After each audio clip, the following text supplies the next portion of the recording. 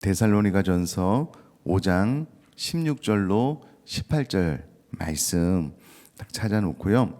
전도서 3장 13절 말씀 우리 두 구절 찾아서 표시를 해 놓으시면 좋겠고요.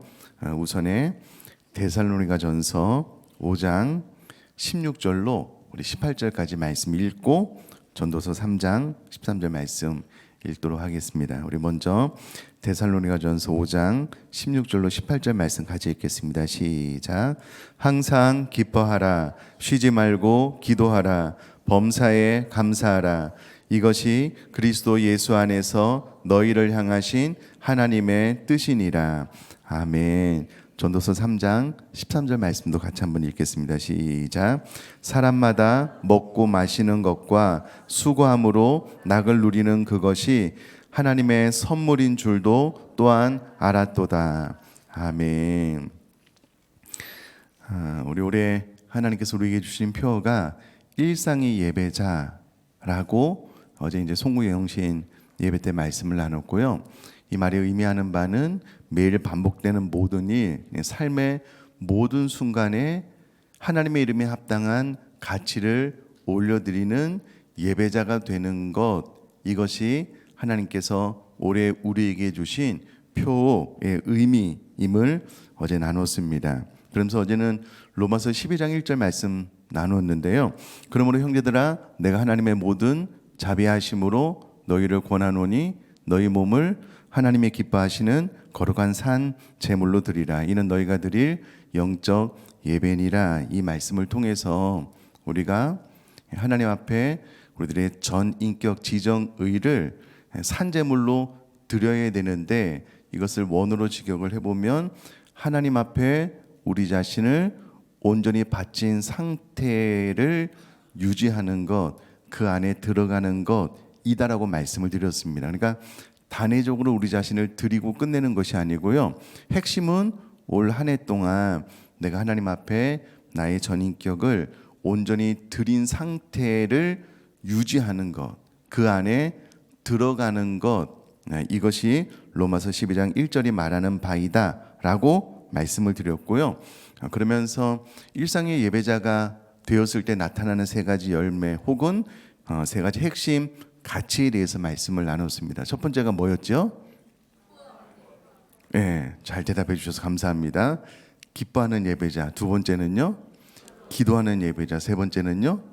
감사하는 예배자이고요.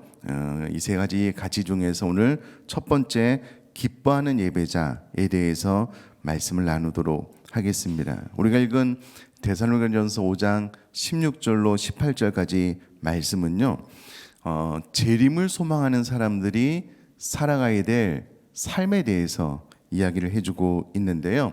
가장 첫 번째, 그리스도의 재림을 믿고 확신하는 그리스도인들이 이 땅을 살아가는 방법, 첫 번째, 그것은 기뻐하는 삶이다 라고 이야기를 해주고 있고요. 이것을 우리는 기뻐하는 예배자가 되는 것이다 라고 설명을 하고 있습니다.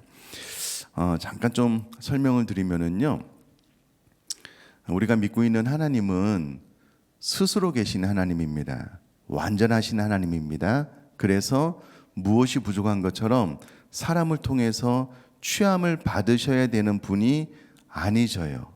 하나님은 스스로 완전하신 분입니다. 그런데 그 하나님이 우리 사람을 창조하시고 난 이후에 우리 사람을 통해서 영광 받기를 원하셨습니다. 그런데 죄로 타락한 우리 인간이 본인의 의지와 힘으로는 하나님을 예배할 수 없기 때문에 우리에게 성령을 허락해 주셨고요. 성령의 임함을 통해서 하나님께서 기뻐 받으시는 예배자가 되게 하셨습니다. 성령님이 우리 가운데 임하실 때에 9가지 열매가 나오는데요. 사랑, 희랑, 화평, 오래 참은 자비, 양성, 온선, 온유, 충성, 절제. 근데 두 번째가 사랑, 희락입니다. 기쁨. 그러므로 우리가 성령 충만할 때에 기쁨의 열매를 맺게 됩니다. 그래서 오늘 기뻐하는 예배자에 대해서 말씀을 드릴 텐데요. 여러분, 이 기쁨, 데살로니가전서 5장 16절에서 말하는 기쁨, 또 성령이 우리 가운데 임할 때에 나타나는 열매 두 번째 희락의 특징이 무엇이냐면 환경의 영향을 받지 않는 거예요. 그러니까 환경 때문에 이 기쁨이 생겨났다, 생겨나지 않았다, 이런 종류의 기쁨이 아니라는 거예요. 그래서 성경은 항상 기뻐하라 라고 되어 있는데요, 이 항상이라는 단어가 판토테라는 단어가 쓰여졌는데 환경에 지배받지 않는 절대적이고 초월적인 기쁨을 말하고요, 이 기쁨은 하나님 안에 거할 때만 누릴 수 있는 겁니다. 자, 하나님 안에 거한다라는 것은요, 우리가 성령을 통하여 하나님의 거룩한 임재를 경험하고 하나님과 소통하는 관계 안에 들어간다라는 말과 동시에 하나님의 이름이 합당한 온전한 가치를 올려드리는 삶을 의미하고요, 우리가 하나님의 이름이 합당한 가치를 온전히 올려드리는 예배자의 삶을 살아갈 때에 반드시 나타나는 열매 가운데 하나가 기쁨의 열매이고, 이 기쁨의 열매는 환경의 지배를 받지 않는다라는 것이 항상 기뻐하라 라는 말의 의미입니다. 여러분, 예수님께서 요한복음 7장 38절에 나를 믿는 자는 그 배에서 생수의 강이 흘러나리다 라고 약속을 하셨는데요, 이 생수의 강은 영혼의 근원적인 만족에서 흘러나오는 기쁨을 말합니다. 그러니까 예수님을 믿고 구원받고 예수님께서 우리에게 보내신 성령님 가운데 거하여서 성령이 충만한 자는요, 그 배에서 생수의 강이 흘러넘치게 되는데, 여기서 말하는 생수의 강은 내적인 기쁨, 하나님께서만이 주시는 기쁨이다라는 겁니다. 그러므로 이 기쁨은 하나님 안에 거하고 성령 충만하고 하나님을 진정한 의미에서 예배하는 예배자가 될 때에 따라오는 열매이다라는 것이 성경의 설명입니다. 물론 로마서 7장 24절 말씀 보면은요, 사도 바울이 오라 나는 공고한 자로다, 누가 이 사망의 몸에서 누가 나를 건져낼까라고 한탄함으로써 우리가 타락한 인간이 늘 하나님의 뜻대로 살아가지 못함으로 인한 고통이 있습니다. 깨진 마음이 있습니다. 이 마음이 있다라고 해서 기뻐하지 못함으로 인해서 정죄할 필요는 없습니다. 사도 바울이 한 모든 성도님들이 하나님께서 우리에게 공고와 기쁨을 병행해서 주셨음을 인정하셨어요. 그러므로 삶에 어떤 고통이 찾아온다라고 해도, 기쁨이 잠시 사라졌다라고 해도 하나님의 뜻을 벗어난 삶은 아니다라는 것을 기억함과 동시에, 그럼에도 불구하고 하나님께서 우리에게 하나님을 예배함으로써 기쁨, 만족을 주셨다라는 것은 정확하게 성경이 말하는 설명입니다. 그리고 이 설명을 좀 더 구체적으로 하기 위해서 전도서 3장 13절 말씀을 가지고 와서 붙여서 설명을 드리고 있는데요, 전도서 3장 13절 말씀은 사람마다 먹고 마시는 것과 수고함으로 낙을 누리는 그것이 하나님의 선물인 줄도 또한 알았도다 라고 말씀을 하고 있습니다. 하나님께서 우리들로 하여금 하나님을 예배하는, 그러니까 먹든지 마시든지 무엇을 하든지 다 하나님께 영광이 되는 삶을 살아라 라고 명령을 하시고 난 이후에 그와 같은 삶을 살 때에 반드시 하나님께서 우리에게 기쁨을 허락해 주시는데요, 전도서 3장 13절은 사람마다 먹고 마시는 것과 수고함을 좀 약간 따로 떼어서 이 두 가지를 일상이다라고 이야기를 하고요, 이 모든 일상을 통해서 하나님을 예배함으로 만족을 누리는 것이 하나님께서 사람에게 허락하신 선물이다, 분복이다, 이렇게 이야기를 해주고 있습니다. 자, 그러면 두 가지를 좀 분리했다라고 말씀을 드렸는데요, 앞에 나와 있는 먹고 마시는 것은 고대 이스라엘 사람들의 교제는 주로 식탁에서 이루어졌습니다. 그리고 식탁이 말하는 가장 핵심적인 1차적인 만남은 가족들 간의 식탁 교제입니다. 그리고 직장 동료들, 이웃들, 교우들 다 포함이 되겠죠. 그러므로 먹고 마시는 것을 통해서 만족한다라고 하는 것의 의미는 가족들이 식탁에서 둘러앉아서 식탁 교제를 나누는 거예요. 근데 그것이 만족이 되는 거예요. 행복이 되는 거예요.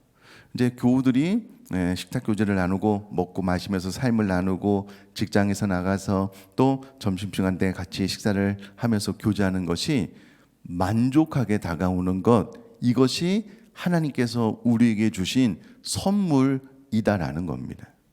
여러분, 우리가 하나님의 이름에 합당한 가치를 올려드리기를 원합니다라는 예배자로서의 삶을 살아간다라는 의미가 이제 계속 풀어서 이야기를 하겠지만 여러 가지 의미가 있습니다. 가장 핵심적인 가치는 정직하게 사는 거예요. 이 세상에서 속이지 않고, 그 다음에 사람을 대할 때에 죽게 하듯 대하는 겁니다.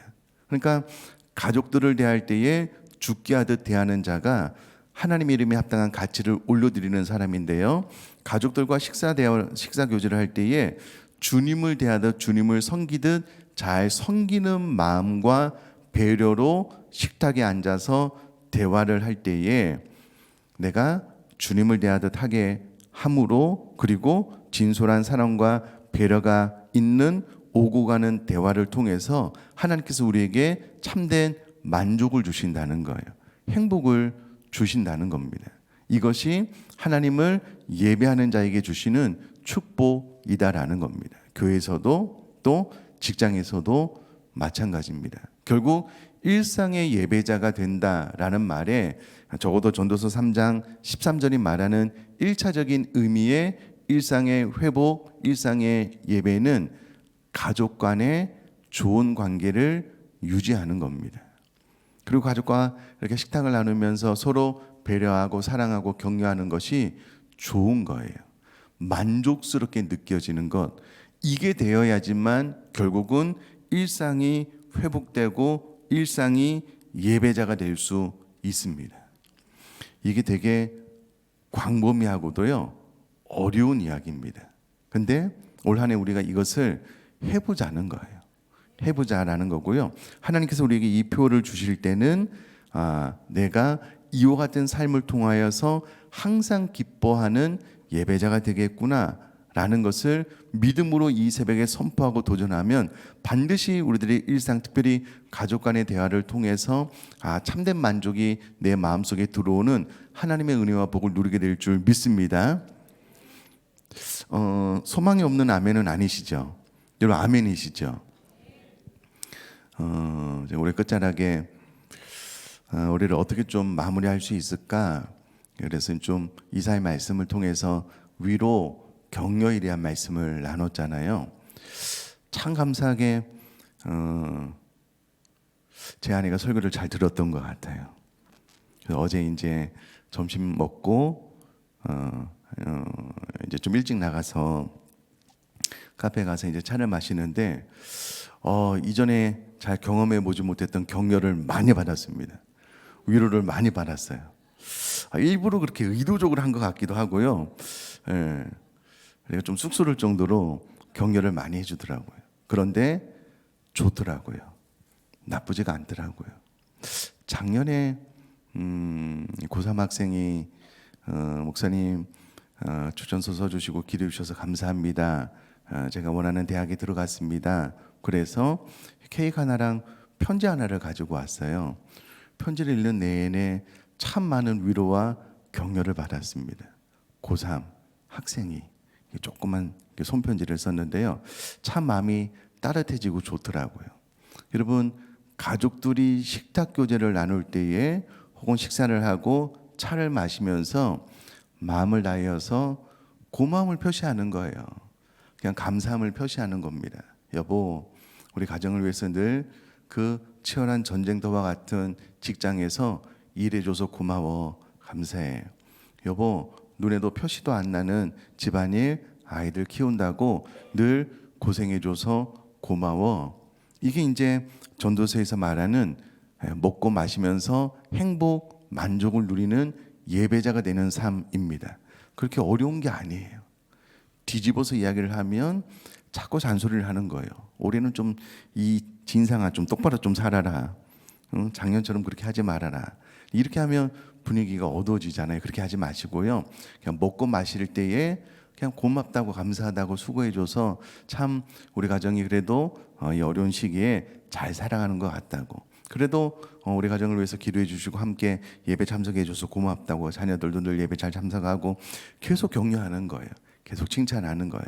감사를 표시하는 겁니다. 그러면 먹고 마시는 시간을 통해서 하나님께서 우리에게 만족, 기쁨을 주실 줄 믿습니다. 다른 게 예배가 아니고요. 그런 게 예배라는 거예요. 죽게 하듯. 그런 예배자가 될 때에 하나님께서 우리에게 만족을 주시고요. 자, 또 하나. 먹고 마시는 것을 통해서 낙을 누리는 것이 하나님의 선물인데, 또 하나는 수고함으로 낙을 누리는 것이 하나님의 선물이래요.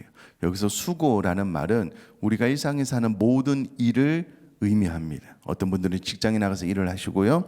어떤 분들은 집안에서 가정 일을 하시고, 또 이런 작은 일을 할 때에 그 모든 일을 통해서, 일상을 통해서 만족을 누리는 것이 하나님의 선물이래요.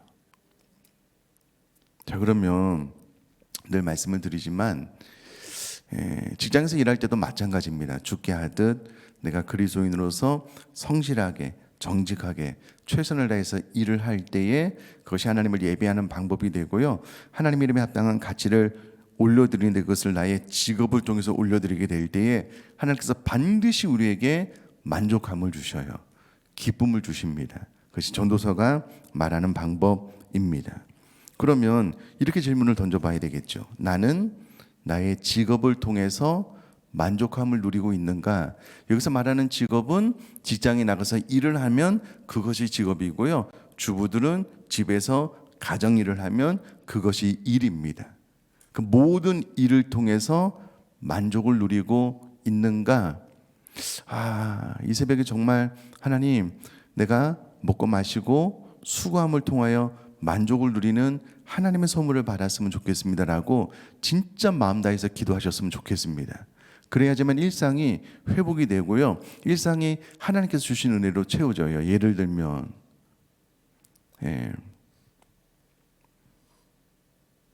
눈에 띄지도 않은 집안일을 계속 반복해서 하는 일이 늘 짜증스러운 거예요.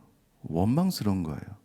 남편은 도와주지도 않고 애들은 맨날 어지르기만 하고 맨날 그 청소하면서 빨래하면서 막 지겨워 죽겠는 거예요. 이런 사람은 지옥에 가까운 삶을 사는 거예요. 진짜요. 근데 웬일인지 주님께서 나를 사랑해 주셔서 내 가족을 사랑함으로 섬기는 것이 기뻐지는 거예요. 그래서 그 일을 하는 것이 괜찮아요. 좋아요. 그러면 일상이 회복이 되는 거예요. 하나님께서 주신 기쁨으로 채워져 나가는 거예요.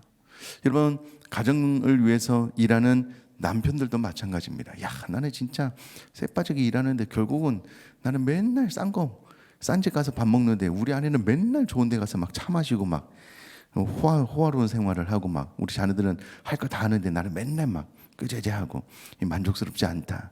그러면 여러분, 지옥에 가까운 삶을 사는 거예요. 그러므로 여러분, 이 주제가 되게 좀 광범위해요. 그러나 이 주제를 마음속에 품고 정말 일상의 예배자가 되어서 하나님 이름에 합당한 가치를 먹고 마실 때 일을 통해서 올려드리겠다라고 뜻을 정하고 기도하면 그 모든 일상을 통해서 하나님께서 우리에게 만족을 주실 줄 믿습니다. 이런 삶을 살면은 항상 기뻐하는 삶이 가능해지는 거예요. 근데 이제 이것이 예배 드릴 때뿐만 아니라 일상으로 넘어와서 이와 같은 개념으로 삶을 살아갈 때에 비로소 일상이 회복이 되고요. 일상의 예배자가 될 수 있습니다. 매일 반복되는 일, 삶의 모든 순간에 하나님 이름에 합당한 가치를 올려드리는 예배자가 되면은요, 반드시 기뻐하는 예배자가 됩니다. 사랑하는 성도님들, 이와 같은 삶이 회복되고 우리들의 삶 가운데 펼쳐질 수 있기를 주님의 이름으로 축복합니다.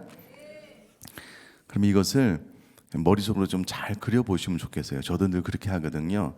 늘 끝을 생각하면서 오늘을 살아야 되는데, 일상의 예배자 가운데 기뻐하는 예배자가 내 삶 가운데 가장 풍성하게 성취되었을 때의 그 이상적인 그림을 내가 머릿속에 자꾸 그려보시면 좋을 것 같아요.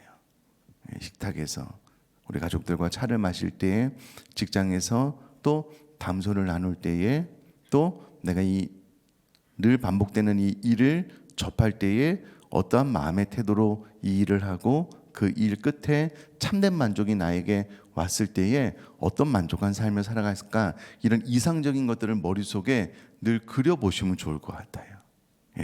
그리고 오늘을 살면 아마 올해 상반기, 하반기 끝자락에 정말 일상의 예배자가 될 것이고요. 그 일상의 예배자가 되면 반드시 따라오는 기뻐하는 예배자가 될 겁니다. 사랑하는 성도님의 삶 가운데 일상의 예배자 첫 번째 열매 기뻐하는 예배자로서의 삶을 살아나갈 수 있게 되기를 주님의 이름으로 축복합니다.